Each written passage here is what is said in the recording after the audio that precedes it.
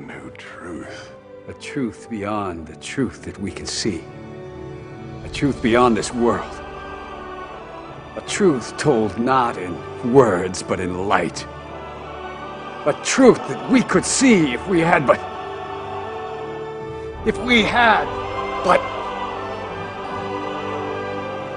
Cut!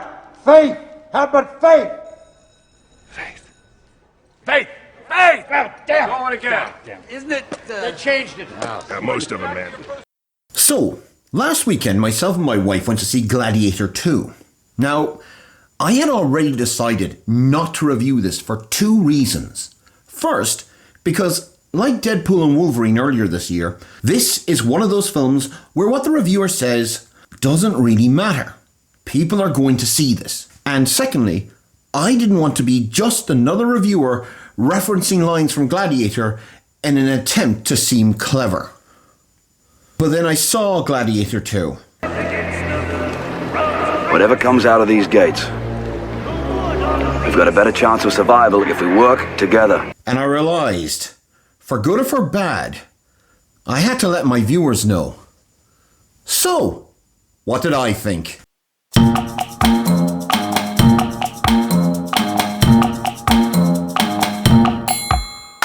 Hanno, played by Paul Mescal, is a soldier who lives in the free city-state of Numidia with his wife, Arichat. But when the army of Rome, led by General Acadius, played by Pedro Pascal, conquers the city, Arichat is killed in the fighting, and Hanno is taken as a slave, to be sold off as a gladiator to the opportunistic Macrinus, played by Denzel Washington. But Hanno has a secret that will rock Rome to its foundations and fulfill the dream of the murdered Emperor Marcus Aurelius and a long-dead gladiator named Maximus. It's safe to say that Ridley Scott is one of the great directors of the last 50 years, directing iconic films in almost every genre, from science fiction to historical drama, from Blade Runner to Black Hawk Down. Unfortunately, it's also been safe to say that in the last 15 years or so, Scott's work has become aimless, bloated.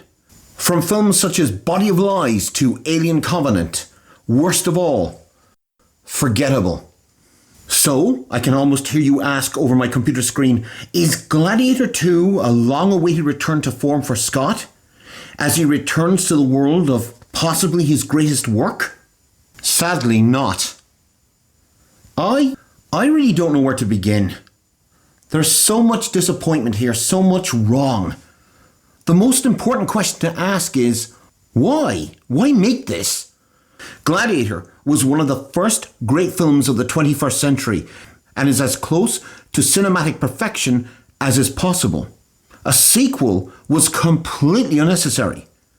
But then again, this is Ridley Scott, who made the not only an unnecessary prequel to Alien in Prometheus, but gave us an unnecessary sequel to that unnecessary prequel with Alien Covenant, resulting in a film that feels less like a true sequel to Gladiator and more like one of the multiple made-for-TV knockoffs that appeared in the wake of the original, such as Julius Caesar with Jeremy Sisto.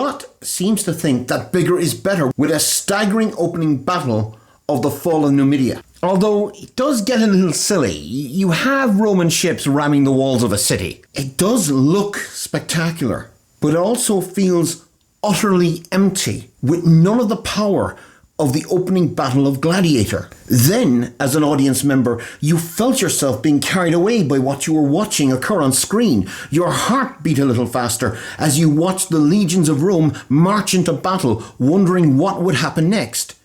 Here, The Fall of Numidia is a collection of lead actors and extras going through the motions.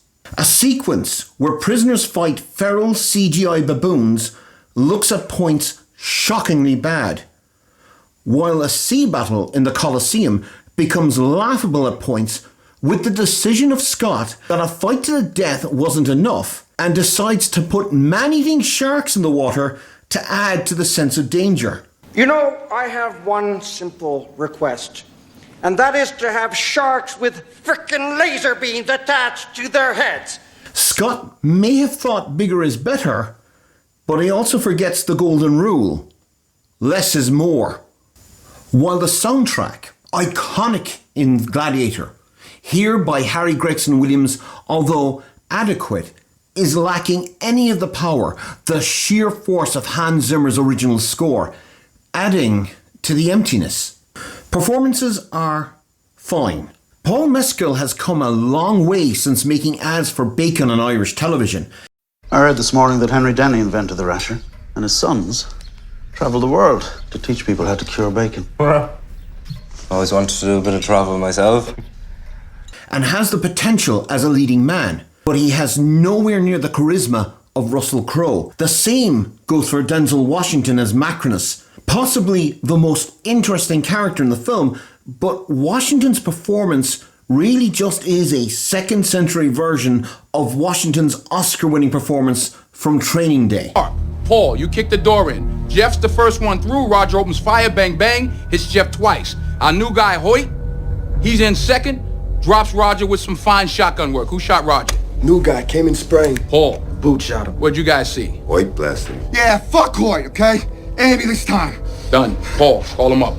While Connie Nielsen, Derek Jacobi and Pedro Pascal have competent but thankless roles, all are hampered by a screenplay by Peter Craig and David Scarpa that is almost gossamer thin at points.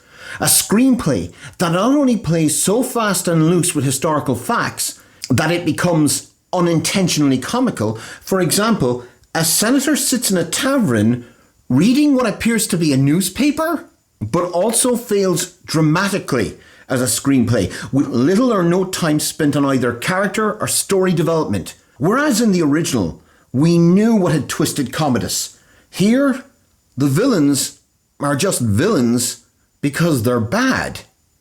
There's no need for nuance or substance. And where in the original Gladiator, the story took its time, here it hurtles along at a breakneck speed, moving from scene to scene, as if the writers know if they slow down, even if only for a moment, the audience would realise just how flawed, how dumb this movie really is. All the while having characters reference people, events, moments and catchphrases from Gladiator.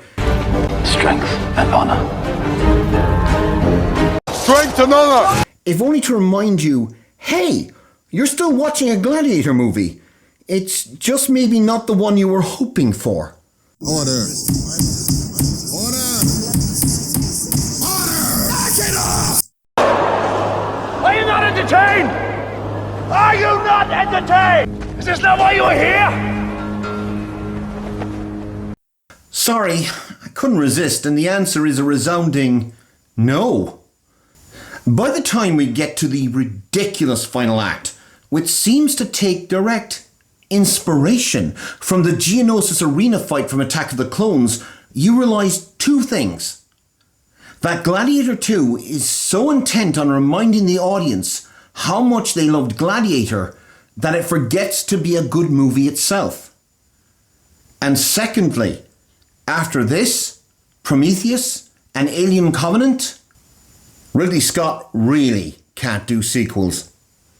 For me, Gladiator II is nothing more than a substandard swords and sandals film that is at best average and at worst kind of boring. I won't say don't go. You might enjoy it for what it is, but in no way will Gladiator II echo in eternity. Gladiator II is in cinemas now and is utterly forgettable. I say a deeply average meh. Please, sir, I want some more. More? All right, stop it. Stop it right there. Go on, fill up the bowl. And if you liked this episode of So What Did I Think and want to see more, please click like and subscribe. Remember, always subscribe. Thanks for watching.